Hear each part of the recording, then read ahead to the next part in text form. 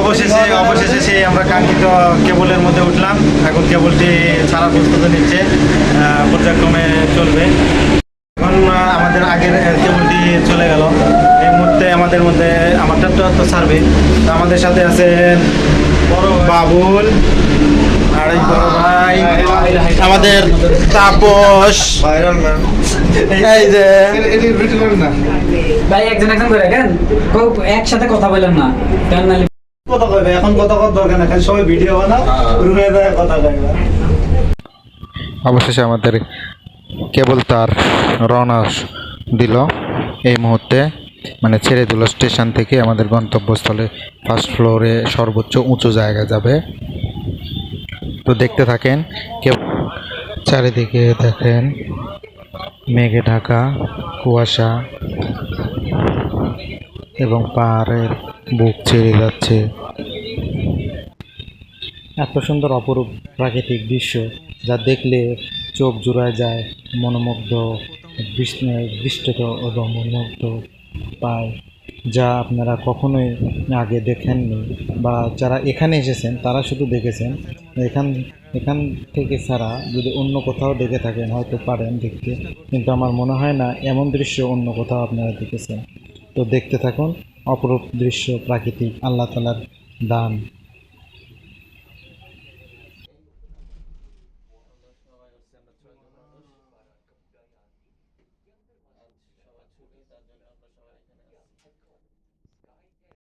প্রথমবার এসে আপনাদের সবাইকে পুরোপুরি দেখাতে পারিনি, এখন দেখাইতেছি।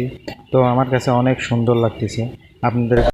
এখন আমরা আছি মালয়েশিয়ার গ্যান্টিং হাইল্যান্ডের পর্যটক কেন্দ্র, ঐতিহ্যবাহী কেবল তারের মধ্যে, যেটা স্কাই ভেন্যু নামে পরিচিত। তো স্কাই ভেন্যুতে আমি এর আগেও এসেছি, এটা দ্বিতীয়বার। আমার সাথে কিছু বন্ধুগণ আছে, সেই বন্ধুগণ এর প্রথমবার।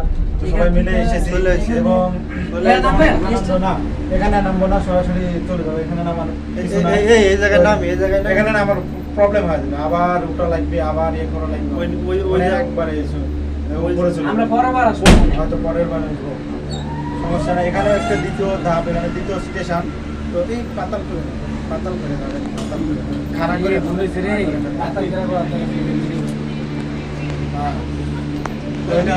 Second station. এখানেও নামে এবং ঘোরা বেড়ানো যায়।